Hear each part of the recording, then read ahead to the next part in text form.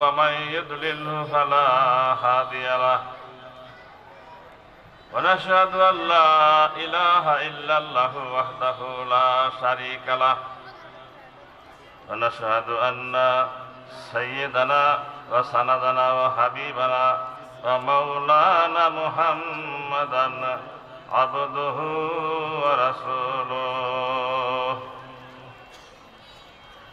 الذي أرسله بالحق بشيرا ونذيرا وداعيا إلى الله بإذنه وسراجا منيرا فقد قال الله تعالى في كلامه المجيد وفي فرقانه الحميد أعوذ بالله من الشيطان الرجيم بسم الله الرحمن الرحيم تبت يدا أبي لهب وتب ما أغنى عنه ماله وما كسب سيصلى نارا ذات لهب وامرأته حمالة الحطب في جيدها حبل من مسد আল্লাহের ইলাহি দেখা দে হমে দিয়ারে মদিনা ওয়ালাগাল উলা বিকামালিহি কাশাফাত দুজা বিজামালিহি হাসনাত জামিউ খিসালিহি সাল্লু আলাইহি ওয়া আলিহি इलाही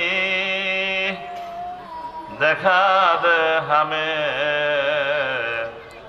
गुबार मदीना बलगल उला बिकमालिही कशफत दुजा बिजमालिही हसनत जमीउ खिसालिही सल्लु अलैहि वालिही আজকে এই ঐতিহাসিক পবিত্র জান্নাতের বাগানের সম্মানিত নাহায়েত কাবিল এহতারাম সভাপতি দামাত বরকাতুহুম মুফতি মাওলানা ওমর ফারুক সাহেব ইমাম ও খতিব বালুকা থানা মডেল থানা জামে মসজিদ এবং আজকের আয়োজিত তাহাজুমুল উম্মাহ মডেল মাদ্রাসা ও যুব সমাজের উদ্যোগে আয়োজিত তাফসীর মাহফিল, এই মাহফিলের সম্মানিত কমিটিবৃন্দ, আয়োজকবৃন্দ এবং সম্মানিত আইন শৃঙ্খলা বাহিনীর ভাইয়েরা, গণমাধ্যমের ভাইয়েরা, মিডিয়ার ভাইয়েরা, পর্দার অন্তরালের সম্মানিতা অবলা সরলা আমার মহাভগ্নীগণ, আপনারা যারা বসে আছেন এই মাহফিলে আসতে পেরে বসতে পেরে আপনারা কি বেজার না খুশি? কম না বেশি? তারপরে যারা ভাইয়েরা পেছনে দাঁড়াই আছেন আপনারা বুঝে বেজার, আপনারা বুঝে বেজার নসেদ আয়সা পড়তে তা না হয় আপনাদের জন্য বিছানা বোধহয় সুযোগ্য হয় নাই, বসতে বোধ আরাম বোধ করতেছেন না, এই জন্য বোধহয় আসতেছেন না। একটা কিছু হবে আর কি, আমার সন্দেহ হইতেছে একটা কিছু হবে, যে কোনো কারণে এই দাঁড়িয়ে আছেন। যাই হোক, আপনাদেরকে বসার জন্য ওইদিকে ওয়াজ করে লম্বা হয়ে যাবে, পুরান আয়াত আছে, রাসূলের হাদিস আছে, ওইদিকে আমি যাইতে চাই না, শুধু অনুরোধই করতেছি আপনারা চাইবে বসেন। আমি পবিত্র কোরআনের 114 নম্বর সূরার মধ্যে একটি সূরা ছোট্ট, যেটা বাড়ির কাছে, একটা বাড়ির কাছে, এটা সবাই জানে, মুখস্থ সবাই জানে, যারা কিছু নামাজ পড়তে জানে তারাও জানে। 111 নম্বর সূরা মক্কা অবতীর্ণ। বলেন সুবহানাল্লাহ। একটু জোরে বললেন সুবহানাল্লাহ। এখানে আপনার আমল ভরপুর হয়ে গেছে, এই সুবহানাল্লাহ বলার বদলতে সব দ্বারা। আবার বলুন সুবহানাল্লাহ। তবে আমরা যারা আসছি আমরা সবাই জানি যে ফারিকুন ফিস সাইর ফারিকুন ফিল জান্নাত। মানুষ কিন্তু এনে কোয়া হয়ে দশ নাকি জানেন তো, কোয়া হয়ে দশ নাকি নাকি হ্যাঁ চাইতেছে।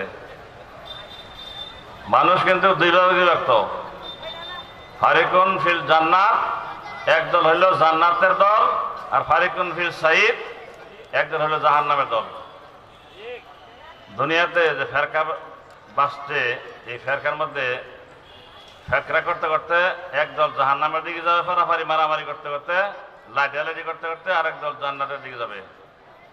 ভাইয়েরা আমার, আমি যে আপনাদের সম্মুখে মক্কায় অবতীর্ণ রসুলের উপরে মক্কায় অবতীর্ণ যে সূরা লাহাব পাঠ করছি, লাহাবের আসল নাম হইল আব্দুল উজ্জা।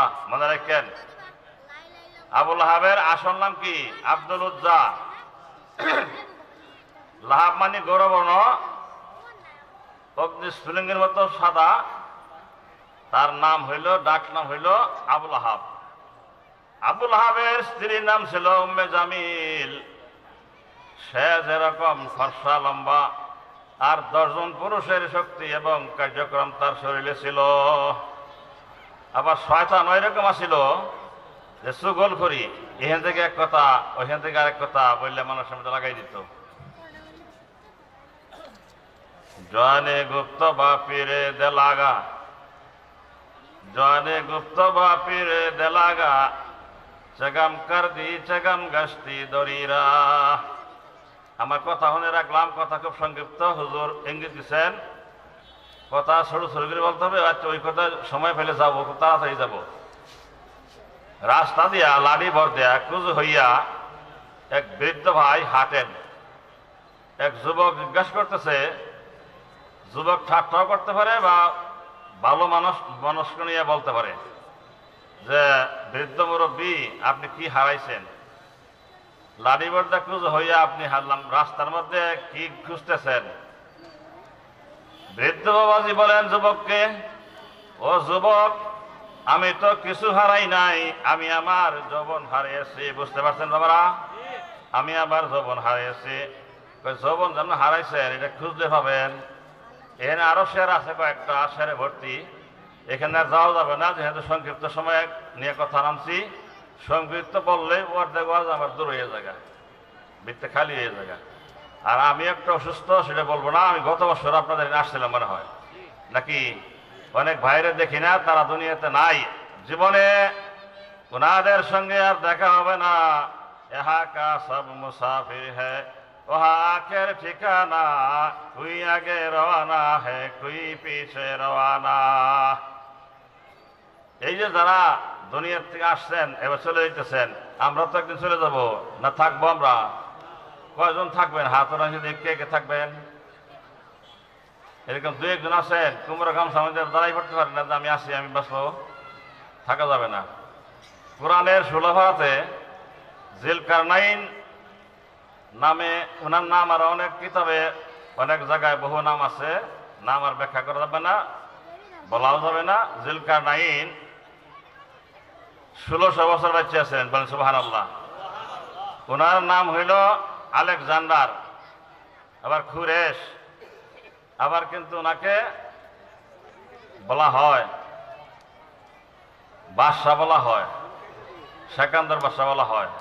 উনি 1600 বছর বাঁচার পরে উনি ছেলে আসেন আর নাই। একটা ঘোড়া আসেন, এই ঘোড়াটা একটা লাফে বেশ দূর অতিক্রম করতে পারতো। এই ঘোড়াটাতে উনি সারা দুনিয়া কয়েকবার চক্কর দিয়েছেন, বলেন সুবহানাল্লাহ।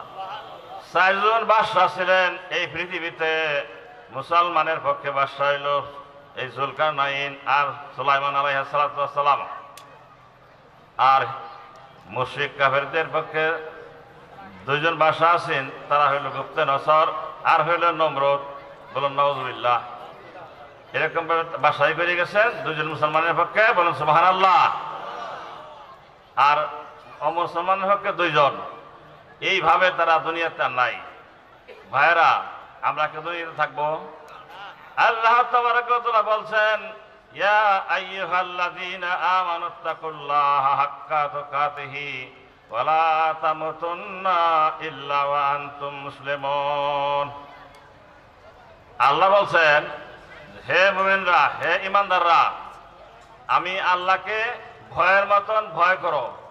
কিরকম ভয় সেটা আমি সংক্ষিপ্ত সময়ে আপনাদের সামনে একটা চিত্র অঙ্কন করব। এক লোক, খুব তাড়াতাড়ি বলতেছে এবং খাটো করিয়া, এক লোক এক গভীর জঙ্গল যাইতেছেন, একটা বাঘ আইসা উপস্থিত। খুব খামোশ, খুব দেয়াল করে খেয়াল করে শুনেন। বাঘ আইসা যখন উপস্থিত হয়ে গেল তার সম্মুখে, দৌড়তে গাছের মধ্যে লাভ দেয়। বাঘে কিন্তু মুরব্বীদের কাছে শুনছি যে বাঘে লাভ দেয়া সামনের দিকে 12 হাত যায়, উপরের দিকে 12 হাত ওঠে। বাঘে যে লাভ দেয় উপরের দিকে, সেইখানে উনি দাঁড়াইছে, ওইটা গাছটা হইলো 2 ডাইলা। একটা হইলো সাদা ডাল, আরেকটা হইলো কালো ডাল।